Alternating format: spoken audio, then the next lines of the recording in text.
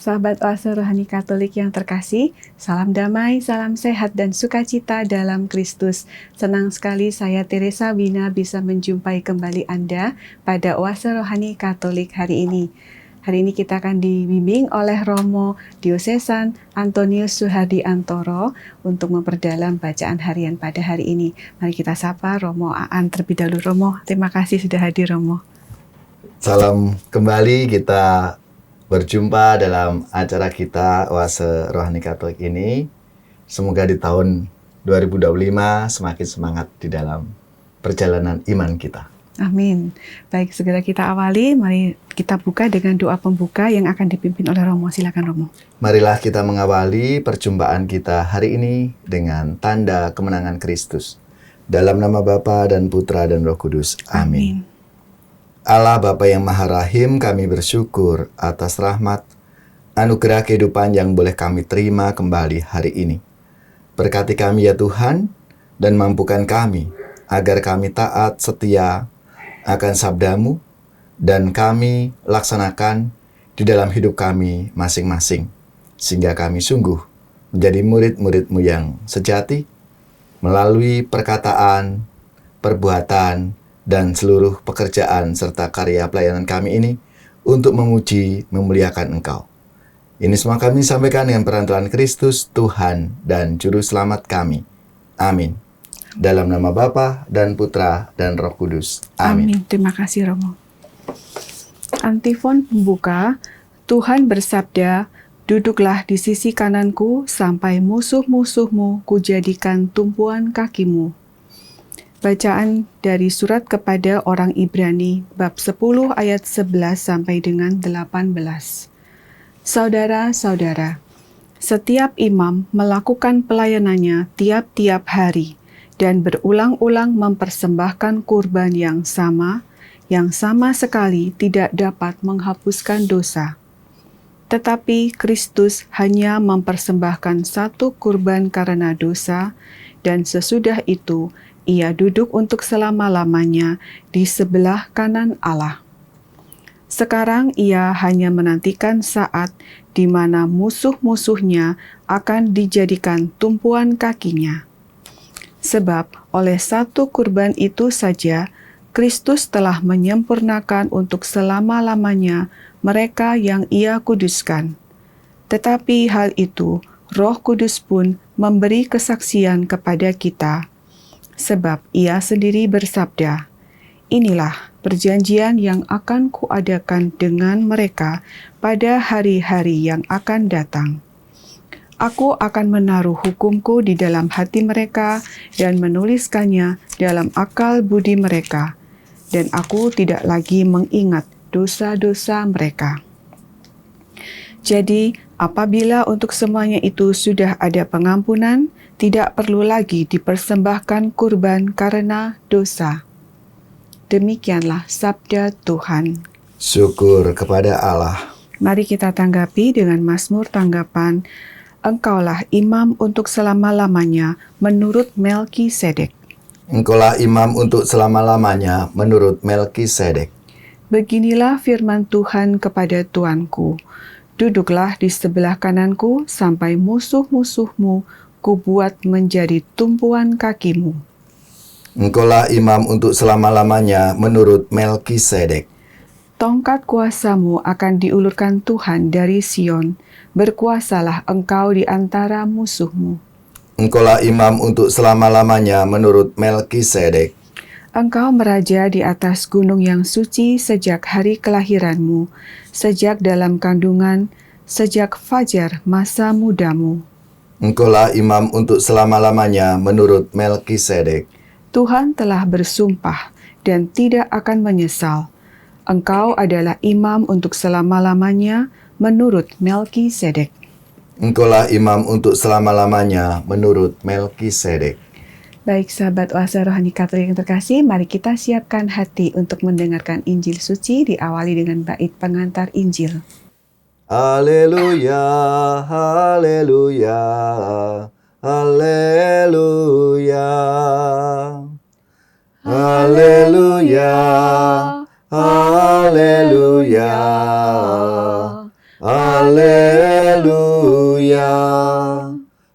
itu melambangkan sabda Allah penaburnya ialah Kristus. Semua orang yang menemukan Kristus akan hidup selamanya. Haleluya, haleluya, haleluya. Tuhan bersamamu dan bersama rohmu. Inilah Injil suci menurut Markus. Dimuliakanlah Tuhan. Pada suatu hari, Yesus mengajar di tepi danau Galilea. Maka datanglah orang yang sangat besar jumlahnya mengerumuni dia, sehingga ia terpaksa naik ke sebuah perahu yang sedang berlabuh, lalu duduk di situ. Sedangkan semua orang banyak itu ada di darat, di tepi danau itu. Dan Yesus mengajarkan banyak hal kepada mereka dalam bentuk perumpamaan. Dalam ajarannya itu Yesus berkata kepada mereka, "Dengarlah, adalah seorang penabur keluar untuk menabur. Pada waktu ia menabur, sebagian benih itu jatuh di pinggir jalan. Lalu datanglah burung dan memakannya sampai habis. Sebagian jatuh di tanah yang berbatu-batu, yang tidak banyak tanahnya. Lalu benih itu pun segera tumbuh karena tanahnya tipis. Tetapi sesudah matahari terbit, layulah ia dan menjadi kering karena tidak berakar.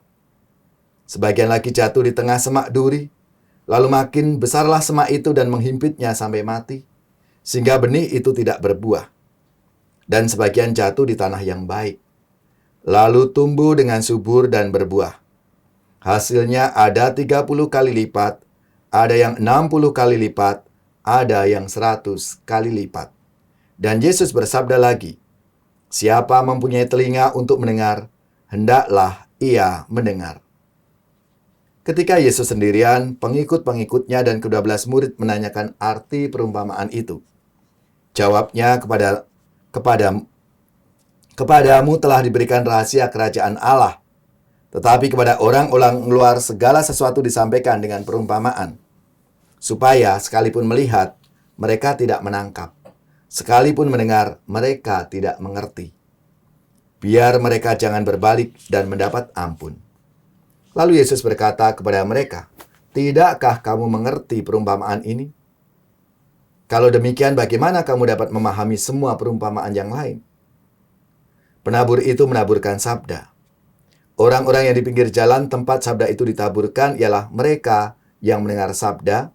Lalu datanglah iblis mengambil sabda yang baru ditaburkan dalam mereka. Demikian juga yang ditaburkan di tanah yang berbatu-batu.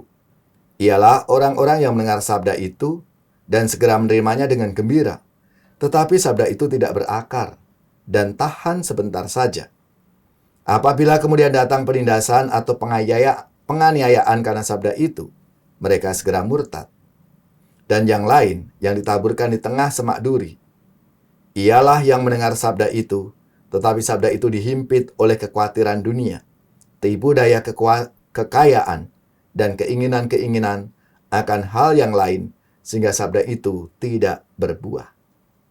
Dan akhirnya, yang ditaburkan di tanah yang baik, ialah orang yang mendengar dan menyambut sabda itu, lalu berbuah. Ada yang 30 kali lipat, ada yang 60 kali lipat, dan ada yang 100 kali lipat. Demikianlah sabda Tuhan. Terpujilah Kristus. Baik sahabat Oase Rohani Katolik yang terkasih, kita sudah bersama-sama membaca bacaan harian hari ini. Mari kita sekarang pelajari. Romo, apa yang bisa kita dapat dari bacaan-bacaan hari ini, Romo? Dari bacaan-bacaan yang baru saja kita dengar bersama, tentunya mau mengajak kita semua, yang pertama bahwa Allah melalui putranya Yesus Kristus itulah yang satu-satunya penebus dunia, menghapus segala dosa umat manusia, yaitu Kristus. Maka kita diajak untuk sungguh menyadari itu, bahwa Allah itu mengasihi kita, buktinya Yesus hadir ke dunia. Itu lalu nanti bagaimana Yesus mau menerjemahkan di dalam karya pewartaannya melalui perumpamaan-perumpamaan yang tentunya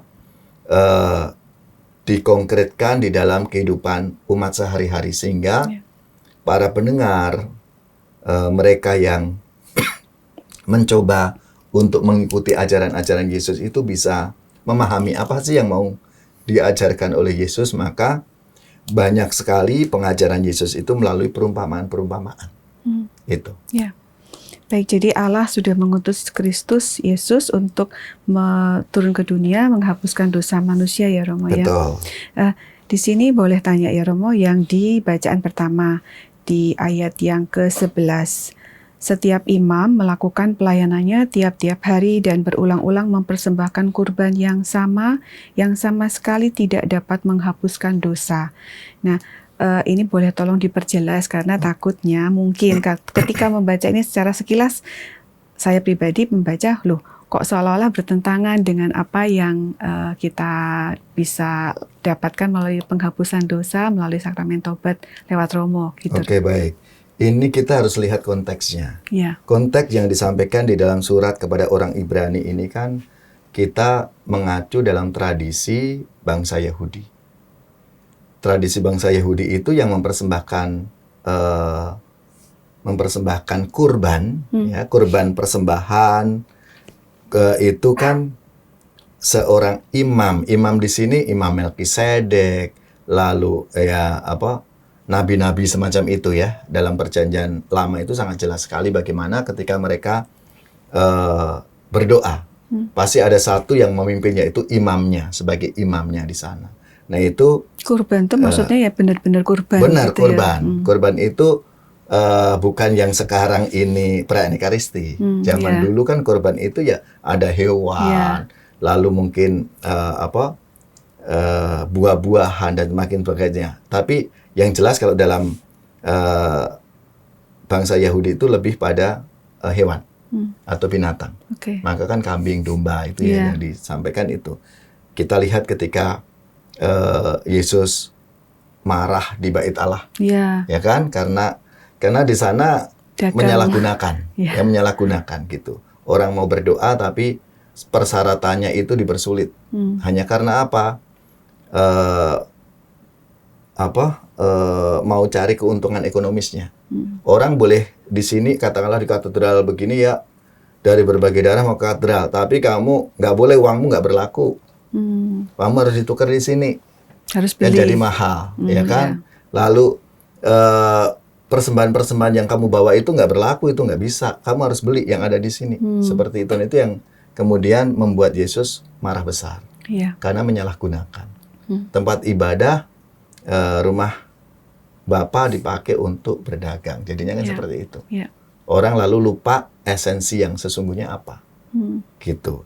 Nah, yang dimaksud di sini harus ada, kita jangan hanya berhenti di sini bahwa setiap imam melakukan pelayanannya tiap-tiap hari, berulang-ulang persembahkan korban yang sama sekali tidak dapat menghapuskan dosa. Ada tetapinya. Tetapi Kristus hanya mempersembahkan satu korban karena dosa. Dan sesudah itu ia duduk untuk selama-lamanya di sebelah kanan Allah. Justru ini kehadiran Tuhan itu memang untuk itu, menghapus dosa umat manusia, sehingga yang tadinya persembahan-persembahan yang dalam perjanjian lama itu udah nggak perlu lagi. Karena sudah ada Kristus yang kita persembahkan, yang sekarang dalam perjalanan kita sebagai umat Katolik, persembahan yang abadi ya perayaan Ekaristi itu menjadi sumber, menjadi sentral dalam hidup beriman kita sebagai orang Katolik. Jadi yang dipersembahkan ya sekarang Kristus itu sendiri. Karena Allah memberikan putranya untuk dikorbankan. Ingat dulu ketika persembahan Nabi yang Iska itu ya, Abraham. Nah kan lalu ditukarkan dengan kambing itu. Padahal dia mau mempersembahkan, benar dia mengikuti apa yang disampaikan di dalam sabda Bapa itu sendiri gitu, mau putranya. Udah, lalu ketika benar dia memang mau dengan setia itu diganti, bukan itu, udah seperti itu. Nah, ini dalam perjanjian baru kehadiran Yesus itulah kurban yang abadi yang menghapuskan dosa umat manusia karena kehadiran Tuhan Yesus untuk itu. Ya. Maka selama ini yang dikorbankan macam-macam hal itu ya berulang-ulang itu yang disampaikan dalam surat Ibrani itu. Setiap imam melakukan pelayanan tiap hari berulang-ulang, kurban yang sama yang dipersembahkan, korban yang sama ini korban itu tadi macam-macam hal tadi persyaratannya kan gitu. Tidak dapat menghapuskan dosa karena udah ada Kristus sekarang. Udah Kristus yang memang menghapuskan dosa kita umat manusia. Sebab oleh satu korban saja Kristus telah menyempurnakan untuk selama-lamanya mereka yang Ia kuduskan. Inilah perjanjian yang akan kuadakan dengan mereka. Aku akan menaruh hukumku dalam hati mereka dan menuliskan dalam akal budi mereka. Dan aku tidak lagi mengingat dosa-dosa mereka. Jadi apabila untuk semuanya itu sudah ada pengampunan, tidak perlu lagi dipersembahkan kurban. Nggak ada lagi, nggak usah bawa-bawa macam-macam lagi. Karena demi untuk persembahan kurban dosa itu udah Kristus sendiri yang mau disampaikan dalam bacaan pertama ini. Ya, berarti tetap bahwa kita kalau sampai dengan sekarang sakramen tobat itu tetap berlaku. Betul. Dan itu tetap punya efeknya gitu ya Romo ya. Nah, dalam kaitannya dengan yang tahun jubileum ini Romo, kan kita disarankan untuk kalau bisa sering-sering melakukan sakramen tobat. Nah, lalu ini juga berkaitan dengan kalau tadi kan dikatakan kita tidak perlu mempersembahkan kurban lagi, tapi ya kita tetap harus mengakukan dosa itu ya Romo ya. Ya, yang perlu kita pahami begini, dalam tahun jubileum ini kan bagaimana kita diajak untuk menyadari bahwa manusia itu kan punya kelemahan dan nanti membawa kita jatuh ke dalam dosa. Nah, lalu untuk mendapatkan indulgensi penuh, nah itu ada syarat-syaratnya ya, ada syarat-syaratnya yang tentu nanti bisa dibaca secara detail di dalam di keuskupan kita sudah ada dan pasti di paroki-paroki juga sudah ada. Sudah disebarkan. Itu ya apa saja gitu bahwa persyaratannya tentunya merayakan Ekaristi setiap hari Sabtu atau Minggu dan hari raya gereja. Nah itu mesti kita lihat kalender liturgi. Jadi nggak cukup hanya hari Sabtu atau Minggu misalnya. Ada yang mungkin di hari Selasa atau di hari Rabu atau Jumat. Nanti lihat di kalender selama 1 tahun ini hari raya apa aja yang ada. Gitu, hari raya yang perlu kita harus datang ke gereja. Kan itu menjadi persyaratan. Datang ke gereja ya Romo. Iya, harus kecuali ikut merayakan Ekaristi. Kecuali memang berhalangan. Jadi itu menjadi syaratnya. Gitu. Lalu yang kedua, ziarah ke gereja, pintu suci tadi. Untuk Keuskupan Agung Jakarta kan sekarang pintu suci. 9 gereja. Semua gereja yang ada di Keuskupan Agung Jakarta ini menjadi tempat ziarah. Ada 68 gereja, 9 dekenat. Silahkan keluarga masing-masing atau kelompok menentukan gitu. Lalu juga untuk menerima sakramen tobat gitu ya, menerima sakramen tobat ya, dalam arti ya tentunya bukan sering menerima sakramen tobat. Saya rasa tidak. Kita menerima sakramen tobat ya karena memang kita merasa berdosa kan gitu. Nah ini yang harus dipahami karena itu menjadi persyaratan untuk kita bisa mendapatkan pengampunan dosa. Gitu. Baik. Dan kalau kita dari ayat yang 17 itu kan dikatakan dan aku tidak akan lagi mengingat-ingat dosa-dosa mereka. Itu kan kayak menenangkan ya Romo bahwa ketika kita kadang orang mau mengakukan dosa juga merasa saya melakukan hal yang sama, kayaknya kok malu untuk mengakukan dosa, tetapi di sini kan Tuhan katakan tidak lagi mengingat-ingat dosa mereka. Ya, betul. Jadi ya kalau kita merasa memang karena ini seringkali menjadi masalah dalam hidup orang beriman gitu. Enggak, malas aku, dosaku itu aja. Ya kalau memang merasa berdosa ya harus menerima sakramen tobat karena itu memang persyaratan kan. Apa artinya? Ya kita untuk bisa diampuni ya harus mengakukan melaksanakan sakramen tobat itu. Ya. Ya meskipun ya namanya manusia kadang berulang-ulang ya, harus berulang-ulang juga gitu loh. Jadi bukan lalu sekali aku udah melakukan itu kok lah sekarang melakukan lagi. Iya. Ya harus kita lakukan lagi seperti itu. Dilakukan lagi karena sudah Iya, dilakukan lagi. betul. Ya, baik. Gitu. Baik, terima kasih Romo untuk pengajarannya. Kita akan lanjutkan lagi di sesi yang kedua. Sahabat Oase Rohani Katolik yang terkasih, mari kita endapkan dulu apa yang sudah disampaikan oleh Romo Aan tadi. Kita akan sambung lagi di sesi yang kedua.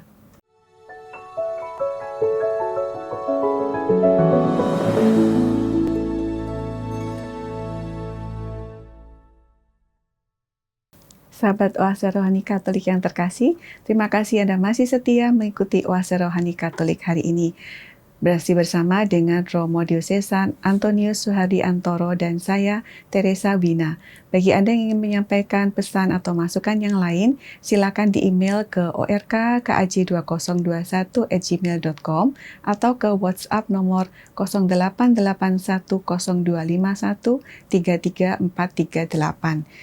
Romo Aan, silakan dari yang bacaan Injil ya sekarang Romo. Ada pengajaran apa Romo? Dari bacaan Injil ini panjang kisahnya, tapi sebetulnya apa yang mau diceritakan oleh Yesus kepada para pendengarnya dan kepada para muridnya itu sangat jelas.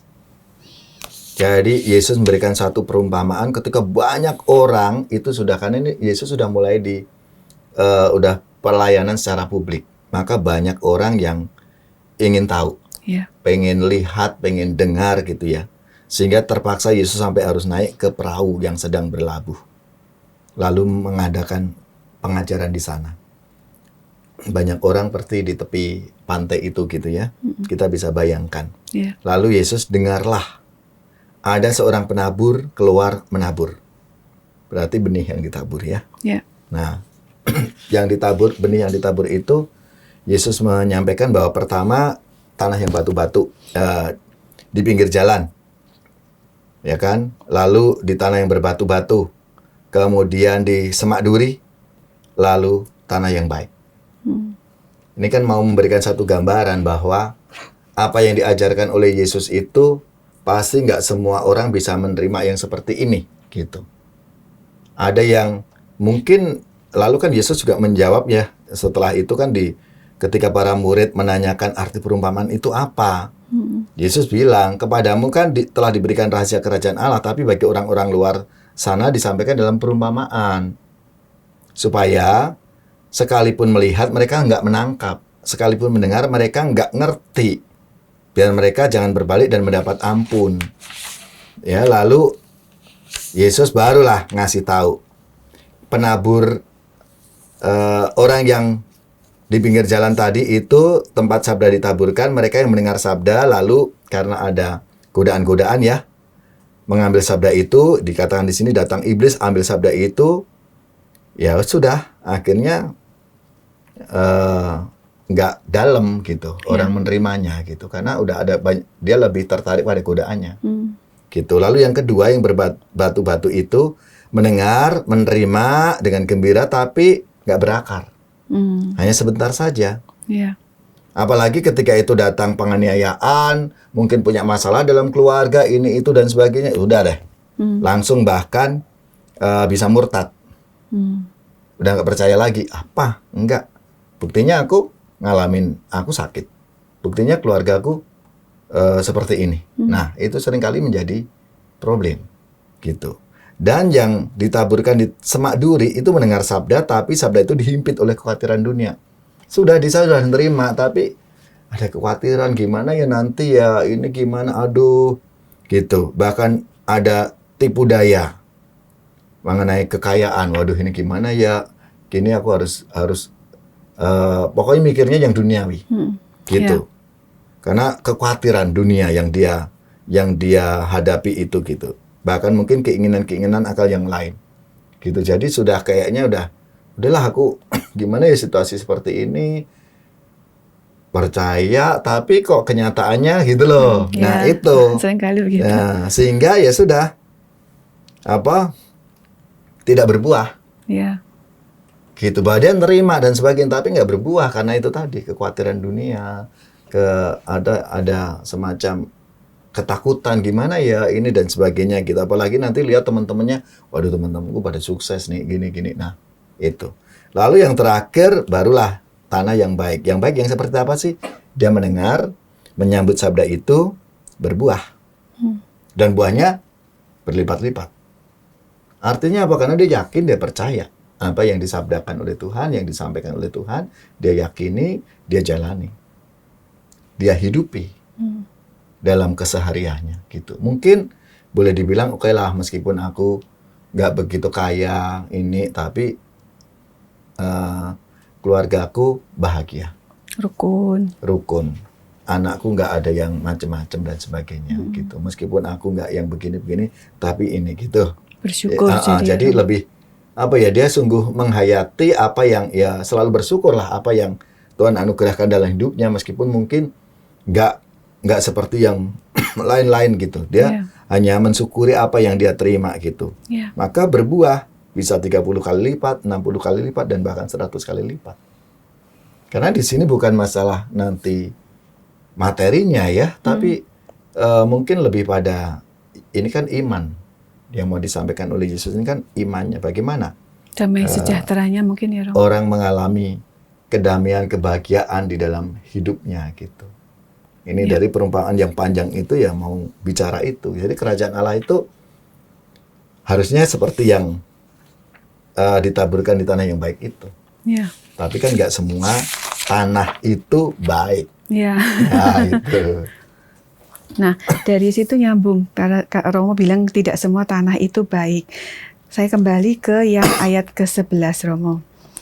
Kepadamu ini yang ayat 12. Supaya sekalipun mereka melihat sekalipun melihat mereka tidak menangkap, sekalipun mendengar mereka tidak mengerti.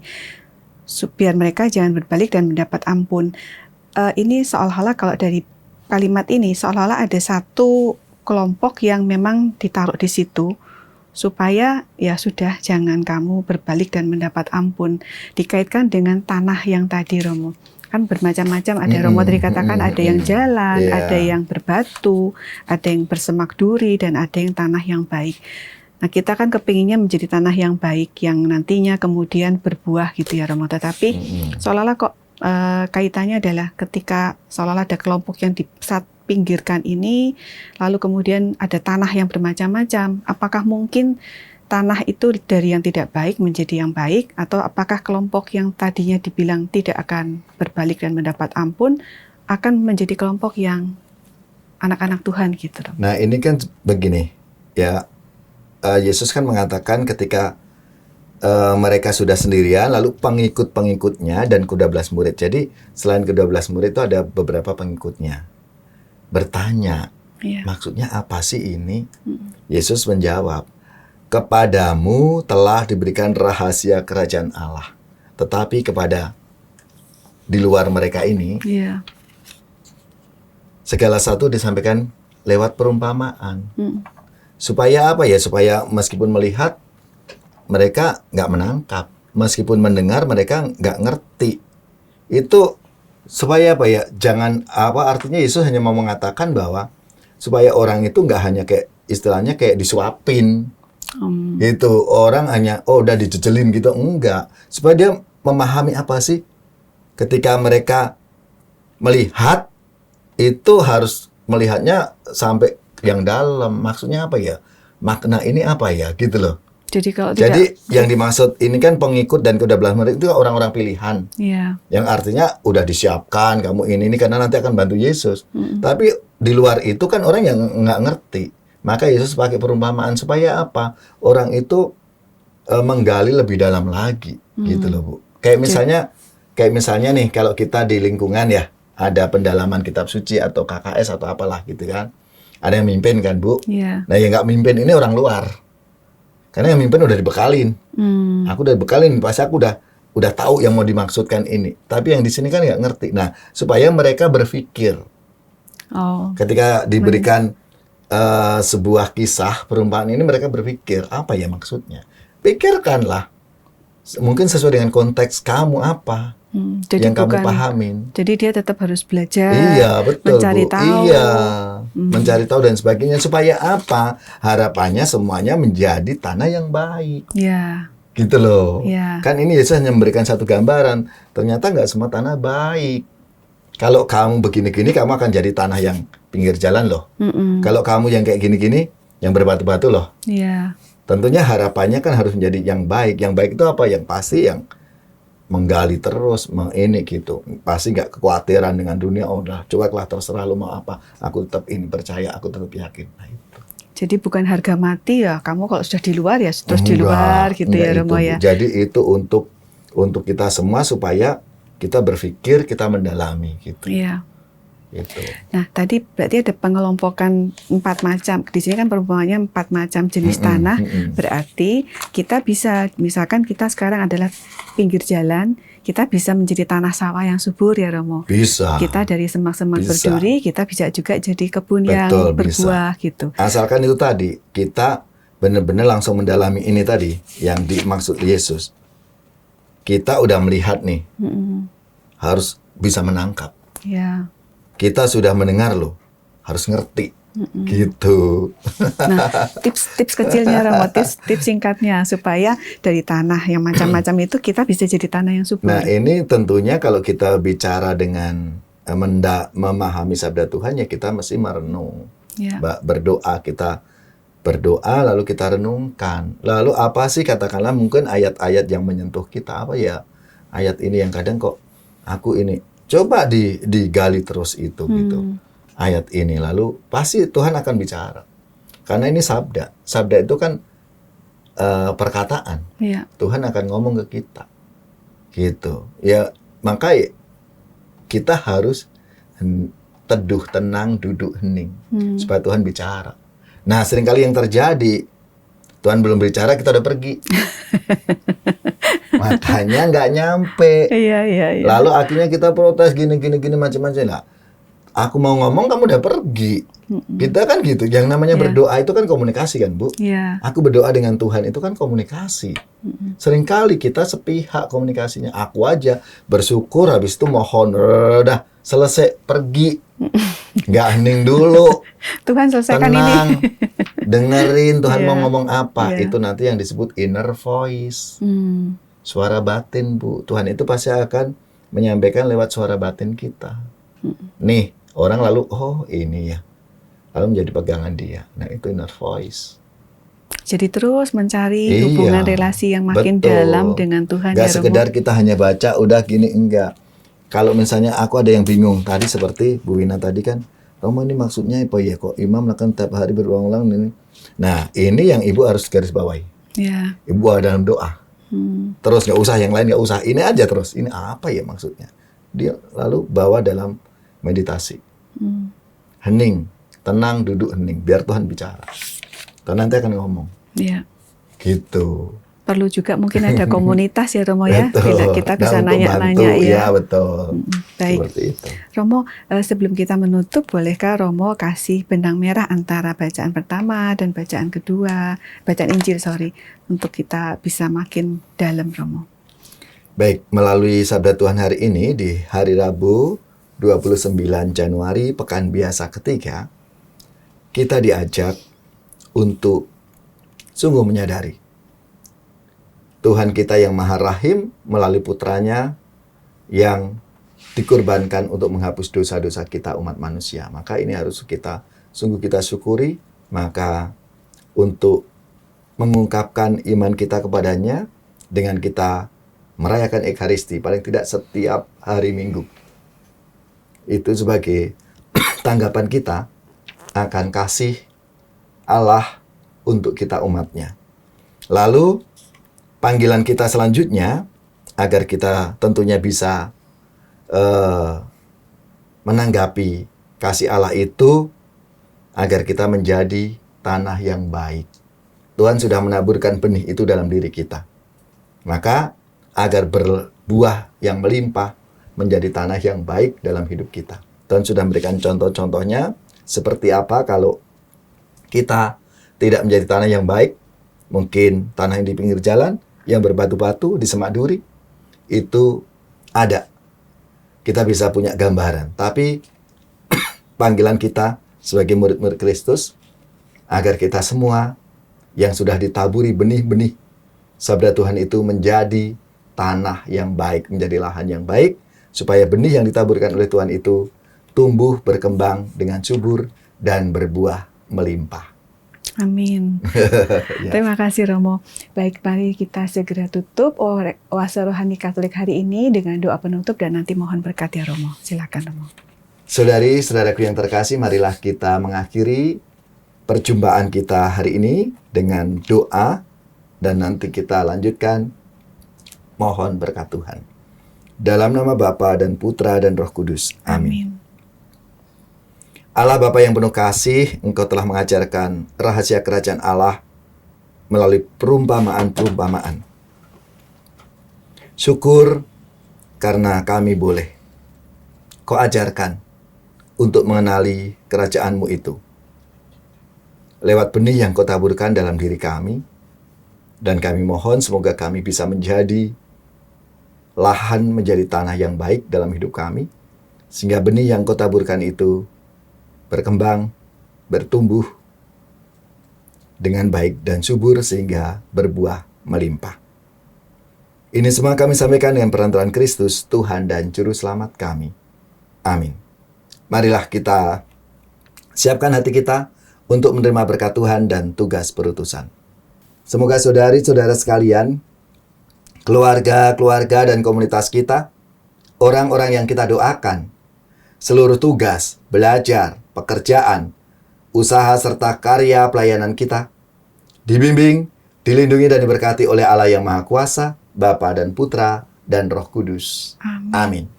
Terima kasih Romo. Semoga Tuhan memberkati tugas dan pelayanan Romo. Amin.